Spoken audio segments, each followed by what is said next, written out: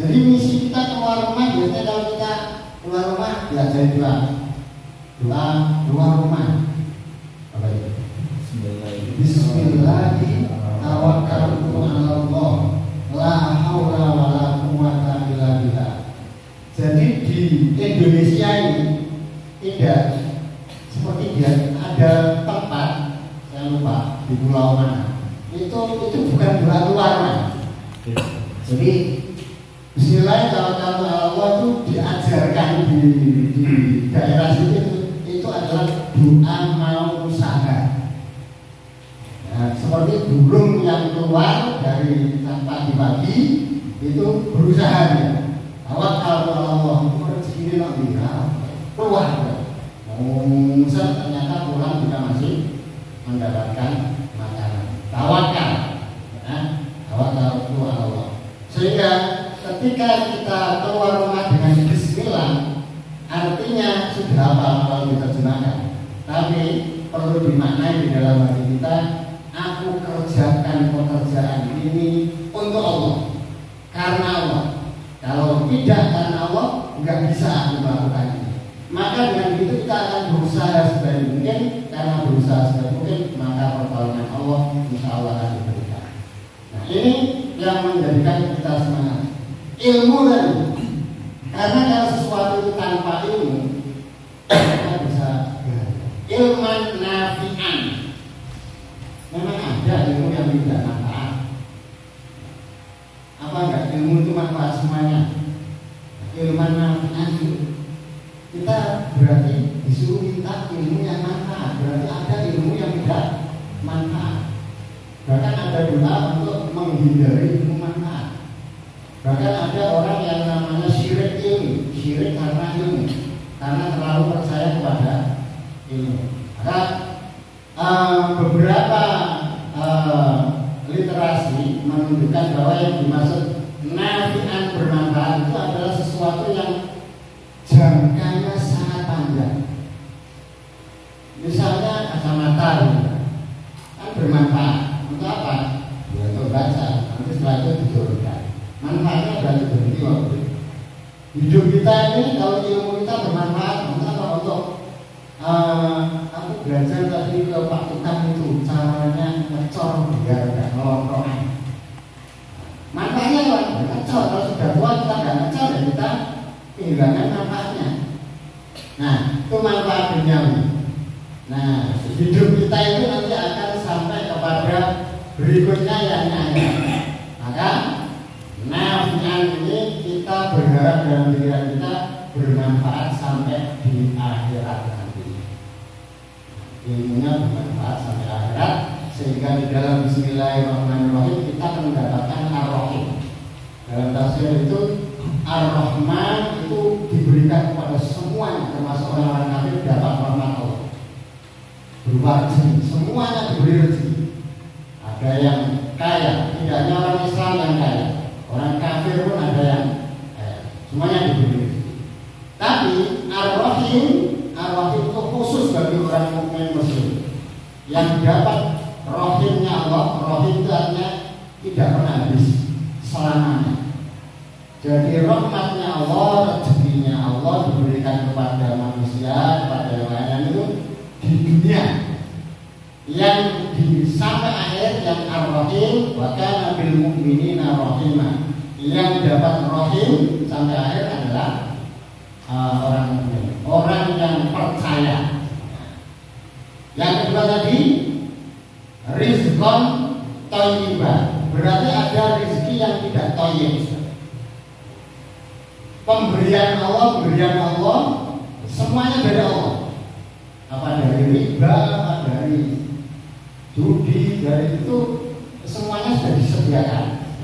Nah itu berarti ada yang nggak thayyib. Kalau halal itu kaitannya biasanya dengan syariat, dengan ibadah. Kalau kita makanannya nggak halal, itu ibadah kita yang akan nggak baik. Tapi kalau makanan kita nggak thayyib, itu biasanya badan kita yang nggak baik, penyakitan, ngumpul macam-macam itu makanannya. Nah, rezeki kita thayyib. Kalau rezeki itu banyak sampai pada kesehatan yang thayyib, yang membawa kita kepada pada mengantarkan kepada amalan makbulah. Amalan itu dari perbuatan atau pekerjaan yang diterima oleh Allah. Nah, pekerjaan kita itu kalau kita berusaha ngaji, berusaha jamaah, berusaha nyumbang, berusaha menghidupi, berusaha menyekolahkan anak, itu kalau tidak diterima oleh Allah, terus kita dapat apa? Kan rugi. Berarti nanti di akhirat kita melongo. Nanti aku kalau nggak masjid, saya kita pahala ini, karena tidak makbul. Maka bagaimana tugas kita ini dalam mencari segala sesuatu itu berkaitan tadi ilmu, terus apa namanya, amal, sebelum amal tadi adalah rezeki. Nah, rezeki lah dunia ini ada, ya, walaupun tidak rawahu Bukhari wa Muslim, itu miliknya 4 orang atau 4 golongan. Ya, supaya saya gampang milih-milih ini bersama KAP tak orang-orang di sini. Jadinya Ustaz Haji monggo mandi.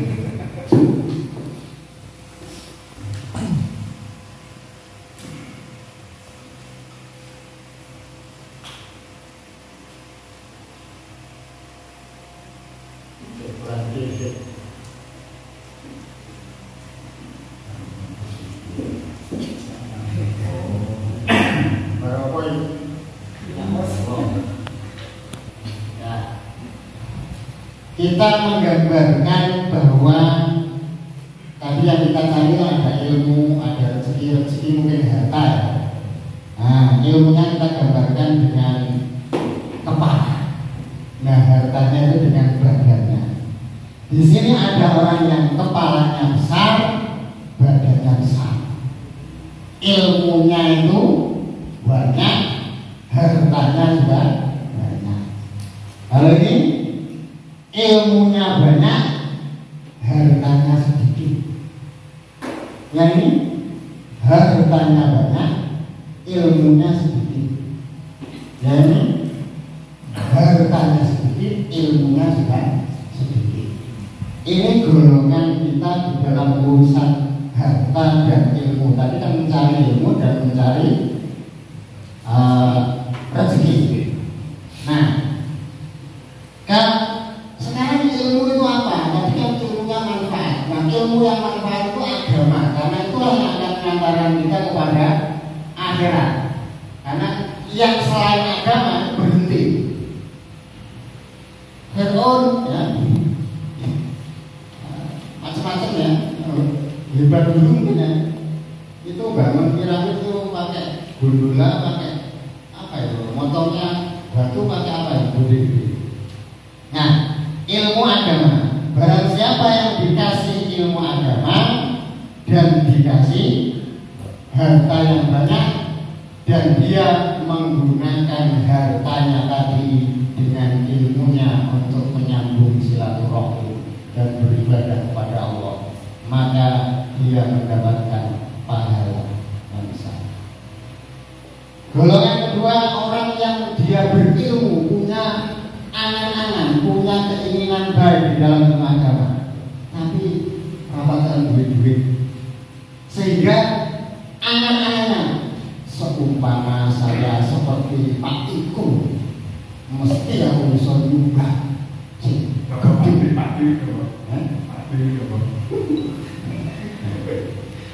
Kalau saya seperti Pak itu, maka saya akan bisa nyumbang seperti itu. Maka katanya dalam hadis itu dia mendapatkan pahala yang sama seperti orang yang pertama, karena dia punya ilmu, cuma keterbatasan akan menyumbang tak bisa, pun punyanya cuma segitu ya. Bahkan di dalam kisah Abu Bakar dan Umar itu ketika berlomba-lomba menyumbang itu, Umar merasa kalah dengan Abu Bakar. Padahal secara barang itu sumbangan itu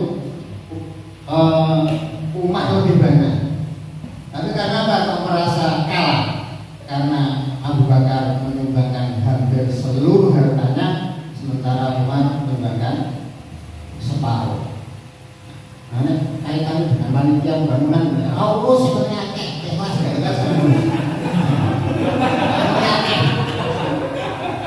karena ada tulisannya langsung menyumbang kelas. Pokoknya itu panitia kan. Harapannya adalah ikhlas. Jadi nggak ikhlas ya urusan. Berarti tidak makbulan tadi, makbulan. Mulai itu amal keramik TPA 1 meter. Ya Allah, ya Allah. Sudah kamu dapatkan di dunia, kamu kan nyumbangkan ke sungkan tanggamu. Ya sudah dapat. Oh ya, dapat jempolnya tanggamu sudah. Yes. Gak ada urusannya ya. Yang ketiga, orang yang hartanya banyak tapi ilmunya sedikit, itu agamanya sedikit, maka dia menggunakan hartanya enggak di jalan Allah, menuruti nafsunya. Dan ini sudah digariskan, memang manusia itu dihinggapi dan dibikin senang, dihiasi dengan kesenangan dunia, kan? Awalnya oleh pegawai dewi tak karpu loh, komen baik. Ada mobil itu tulisannya, iya, ramel rakyat ojo ngacat. Kok sama? Ada? Gak tahu, kita baca ramel rakyat ojo ngacat. Nah,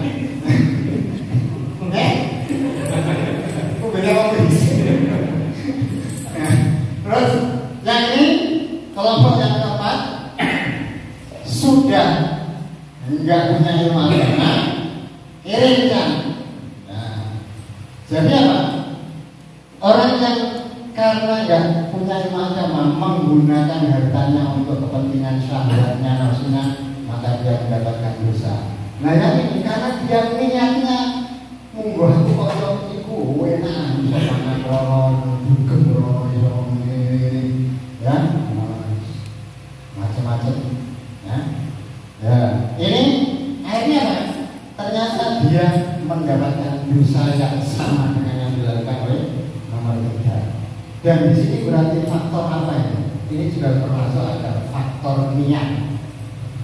Loh, kan amalnya sedikit, jeleknya tak sedikit, kok dosanya mau berbeda karena niatnya.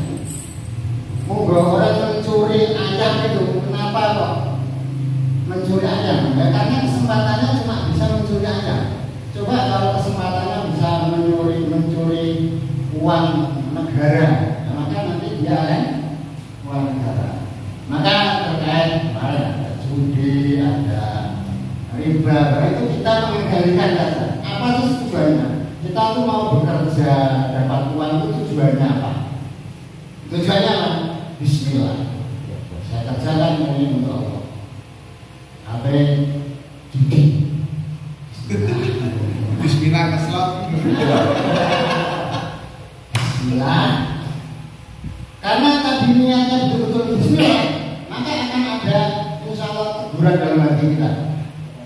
Oh iya, Allah nggak menyuruh ganti niat, ya. Ini dari sodakoh tidak jadi dengan. Jadi ketika kita hidup di dunia ini, kita berusaha untuk menjadi nomor mana ya kita yang nomor pertama, ya. Kita itu kepingin ya ngerti ilmu agama, dan hartanya juga banyak. Nah, sosok pengusaha kalau kita belajar caranya berusaha itu kira-kira ada atau enggak Muslim? Pengusaha Muslim zaman Rasulullah sing bangkrut, tapi akhir-akhirnya bangkit dan kepengen kiri nggak bisa. Abdurrahman Soal ini salah.